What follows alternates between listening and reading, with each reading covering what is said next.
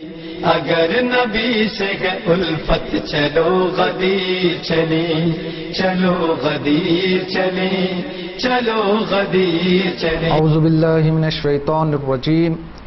بسم اللہ الرحمن الرحیم، الحمد للہ رب العالمین، ثم الصلاة والسلام علی سیدنا محمد وعلی آلہ الطیبین الطاہرین، اما بعد فقد قال اللہ تبارک و تعالی فی کتابہ المبین، بسم اللہ الرحمن الرحیم، یا ایہا الرسول بلغ ما انزل الیک من ربک وَإِن لَّمْ تَفْعَلْ فَمَا بَلَّغْتَ رِسَالَتَهُ وَاللَّهُ يَعْصِمُكَ مِنَ النَّاسِ إِنَّ اللَّهَ لَا يَهْدِي الْقَوْمَ الْكَافِرِينَ۔ معزز ناظرین حضرات، السلام علیکم ورحمۃ اللہ وبرکاتہ۔ عشرہ ولایت کے عنوان سے کچھ تقاریر کا سلسلہ ناظرین کی خدمت میں پیش کرنے جا رہے ہیں، اور موضوع گفتگو غدیر شناسی ہے۔ اس سے پہلے کہ ہم غدیر کے حوالے سے کچھ نکات کی طرف اشارہ کریں، میں چاہتا ہوں کہ ابتدا میں واقع غدیر کو مختصر اور اجمالی طور پر بیان کیا جائے۔ دیکھیے، صرف اہل تشیع ہی کی کتابوں میں نہیں بلکہ اہل تسنن کی کتابوں میں بھی واقع غدیر درج ہے۔ واقعہ کچھ اس طرح ہے کہ ہجرت کے 10ویں سال پیغمبر اسلام حج پہ جانا چاہتے ہیں، اور جانے سے پہلے اپنے کچھ نمائندے دوسرے مسلمانوں کے علاقوں میں بھیجتے ہیں، اور یہ پیغام بھی ساتھ میں بھجواتے ہیں کہ جا کر جہاں جہاں مسلمان ہیں وہاں یہ پیغام دے دینا کہ اس سال رسول اکرم حج پہ جا رہے ہیں اور مسلمانوں کو زیادہ سے زیادہ حج میں شرکت کرنے کی دعوت دے رہے ہیں۔ لہذا پیغمبر اسلام اس سال حج پہ جاتے ہیں، اور مناسک حج تمام ہونے کے بعد واپسی میں جب غدیر نامی جگہ پہ پہنچتے ہیں تو وہاں اپنے اصحاب سے ارشاد فرماتے ہیں کہ جو لوگ آگے نکل چکے ہیں انہیں پیچھے بلایا جائے، اور جو لوگ پیچھے رہ گئے ہیں ان کے آنے کا انتظار کیا جائے، اور جب سارے لوگ جمع ہو جائیں تو میں ایک مہم پیغام مسلمانوں کو دینا چاہتا ہوں۔ لہذا 18 ذی الحجہ بروز جمعرات پیغمبر اسلام اصحاب کے درمیان ایک بہت بڑا خطبہ دیتے ہیں، یہاں تک کہ مخاطبین اور حاضرین کی تعداد تقریباً 1,24,000 تک کتابوں میں بتائی گئی ہے، اور یہ بھی بتایا گیا ہے کہ پیغمبر اسلام نے اپنی پوری زندگی میں اگر زیادہ سے زیادہ لوگوں کے درمیان خطبہ دیا ہے تو صرف اور صرف وہ غدیر کے مکان پر جو خطبہ رسول اسلام نے ارشاد فرمایا تھا وہی خطبہ ہے جو رسول اسلام نے اپنی زندگی میں بہت زیادہ لوگوں کے درمیان خطبہ دیا ہو۔ لہذا پیغمبر اسلام جب سارے لوگ جمع ہو گئے، 1 لاکھ سے زیادہ کا مجمع ہے، پیغمبر اسلام خطبہ دینے کھڑے ہوتے ہیں، اور خطبے میں حمد خدا کے بعد لوگوں سے خدا کی وحدانیت کا اقرار کرواتے ہیں، پھر اپنی نبوت کی شہادت دلواتے ہیں، پھر اس کے بعد یہ جملہ ارشاد فرماتے ہیں کہ من کنتو مولا فہذا علی مولا، میں جس کا مولا ہوں علی اس کے مولا ہیں۔ اس کے بعد کتابوں میں یہ بھی درج ہے کہ پیغمبر اسلام نے جب جملہ ارشاد فرمایا تو پھر اس کے بعد مولا کائنات حضرت علی بن ابی طالب علیہ السلام کے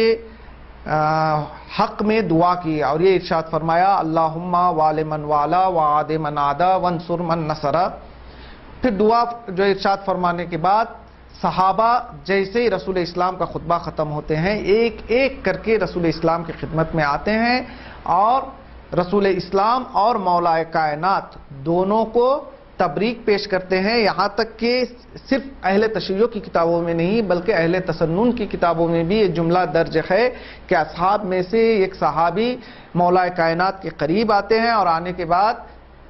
یہ کہتے ہیں کہ بقن بقن لکا یبن ابی طالب اصبحتا و امسیتا مولایا و مولایا کل مؤمن و مؤمنہ، مبارک ہو اے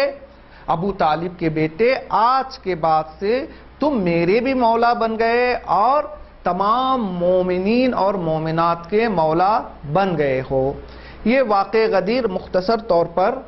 جو اہل تشیع کی کتابوں میں بھی درج ہے اور اہل تسنن کے بھی کتابوں میں درج ہے۔ اب سوال یہ پیدا ہوتا ہے کہ اگر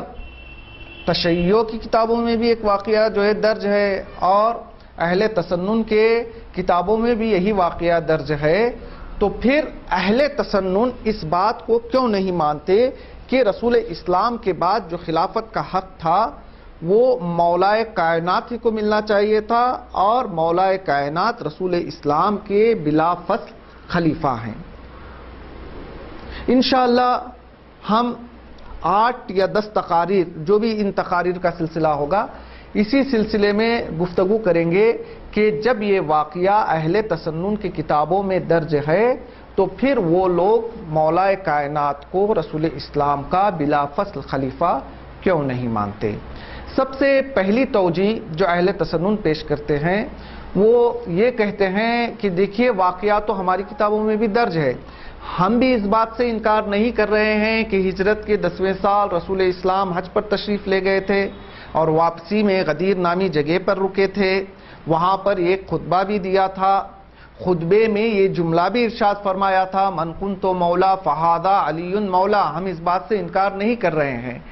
بلکہ ہم یہ بات ماننے کے لیے تیار نہیں ہیں کہ جو خطبے میں یہ جملہ ہے من کنت مولا فہذا علی مولا، آپ لوگ یہ کہہ رہے ہیں یہاں پر علی کے ولایت کا اعلان ہوا ہے، لیکن ہمارا یہ ماننا ہے کہ یہاں پر علی کی ولایت کا اعلان نہیں ہوا ہے بلکہ رسول اسلام اور حضرت علی کے درمیان جو محبت اور دوستی تھی اس کا اظہار ہوا ہے۔ اب ہم نے ان سے پوچھا کہ آپ یہ کیسے کہہ رہے ہیں کہ یہاں پر لفظ مولا سے مراد امام نہیں ہے بلکہ دوست ہیں؟ تو اہل سنت کے علماء یہ جواب دیتے ہیں کہ دیکھیے عربی زبان بہت وسیع زبان ہے، کچھ الفاظ کے معنی مثلا جو ہے لفظ ایک ہوتا ہے لیکن اس کے معنی کہیں زیادہ ہوتے ہیں۔ جیسے عربی میں اگر کوئی کہے لفظ عین، اب سامنے والا عین کہہ رہا ہے لیکن عین کے کئی معنی ہیں، عین دیکھنے والی آنکھ کو بھی کہتے ہیں، عین چشمے کو بھی کہتے ہیں، عین سونے کو بھی کہتے ہیں۔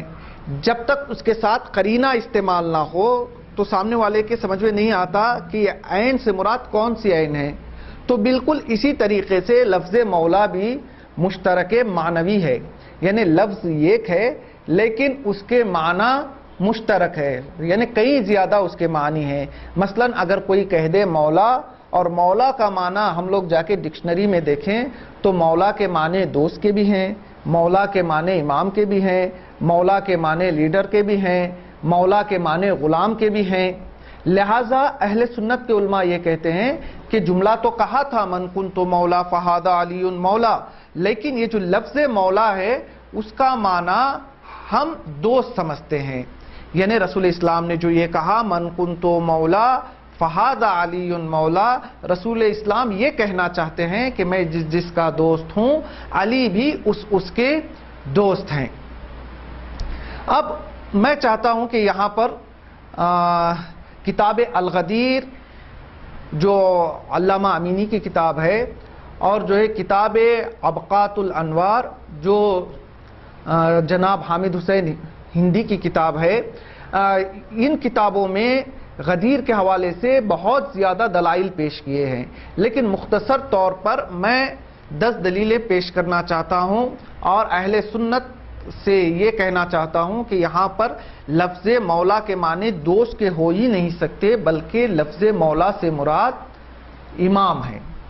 تو چلیے ہماری پہلی دلیل یہ ہوگی کہ اگر لفظ مولا کے معنی دوست کے معنی ہیں تو پھر خداوند عالم آیت میں یہ کیوں ارشاد فرما رہا ہے کہ یا ایھا الرسول بلغ ما انزل الیک من ربک وَإِن لَّمْ تَفْعَلْ فَمَا بَلَّغْتَ رِسَالَتَهُ، یعنی اے رسول وہ پیغام پہنچا دیجئے جس پیغام کو ہم نے نازل کیا ہے،